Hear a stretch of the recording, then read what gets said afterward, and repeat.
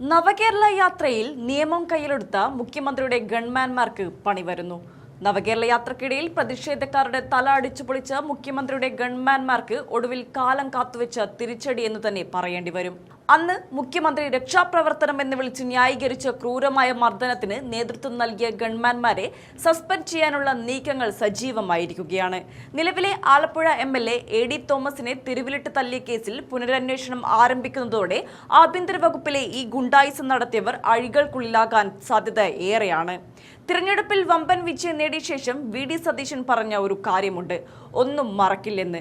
ഞങ്ങളുടെ കുട്ടികളെ തല്ലിയിട്ടുണ്ടെങ്കിൽ, അവരുടെ ചോര ഈ കേരളത്തിൽ വീണിട്ടുണ്ടെങ്കിൽ അതൊന്നും ഞങ്ങൾ മറക്കില്ല എന്നാണ് സതീശൻ അന്ന് പറഞ്ഞത്. അതെ, കോൺഗ്രസ് പരിപാടി തുടങ്ങിക്കഴിഞ്ഞു എന്ന് തന്നെയാണ് പറയാനുള്ളത്. മർദ്ദനത്തിൽ വീഴ്ചയില്ലെന്നും അത് വെറും ഡ്യൂട്ടിയുടെ ഭാഗമാണെന്നും പറഞ്ഞ് പഴയ സർക്കാർ തയ്യാറാക്കിയ അന്വേഷണ റിപ്പോർട്ട് തള്ളണമെന്നാവശ്യപ്പെട്ട് AD തോമസ് ഉടൻ പരാതി നൽകും. മർദ്ദനമേറ്റവരുടെ പ്രതീകമായാണ് താൻ ആലപ്പുഴയിൽ മത്സരിച്ചതെന്നും പോലീസിന്റെ അതിക്രമത്തിനെതിരെയുള്ള ജനവിധിയാണിതെന്നും തോമസ് പ്രതികരിച്ചു. 2023 നടന്ന നവകേരള യാത്രക്കിടയിൽ കണ്ണൂരിലും ആലപ്പുഴയിലും അരങ്ങേറിയത് സമാനതകളില്ലാത്ത പോലീസ് ഗുണ്ടായിസമായിരുന്നു. മുഖ്യമന്ത്രിക്കൊപ്പം തോക്കുമായി സഞ്ചരിക്കേണ്ട ഗൺമാൻമാർ എസ്കോർട്ട് വാഹനത്തിൽ ഒളിപ്പിച്ചു വെച്ച വടിയുമായി പുറത്തിറങ്ങിയാണ് KSU യൂത്ത് കോൺഗ്രസ് പ്രവർത്തകരുടെ തല തല്ലിക്കീറിയത്. മുഖ്യമന്ത്രിയുടെ വാഹനം കടന്നുപോയ ശേഷം പിന്നാലെ വന്ന ആളുകളെ മർദ്ദിക്കുന്നത് ഏത് പോലീസ് മാനുവലിൽ ഉള്ളതാണെന്ന ചോദ്യത്തിന് അന്ന് മറുപടി ഉണ്ടായിരുന്നില്ല.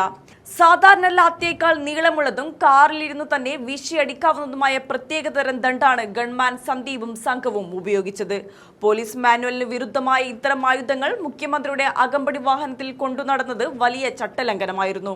ഇടുക്കിയിൽ ഫോട്ടോഗ്രാഫറുടെ കഴുത്തിന് പിടിച്ചും ഇവർ തങ്ങളുടെ പ്രതാപം കാണിച്ചിരുന്നു.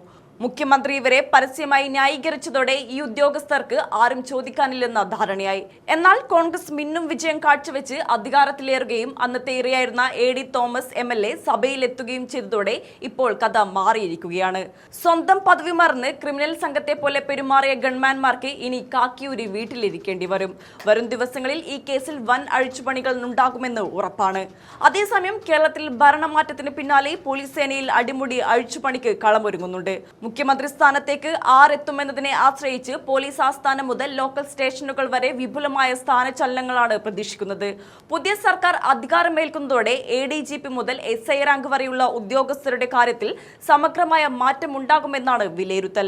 കസേരകൾ ഉറപ്പിക്കാനായുള്ള തിരക്കിട്ട ചരടുവലികൾ ഉദ്യോഗസ്ഥ തലത്തിൽ ഇപ്പോൾ സജീവമാണ്.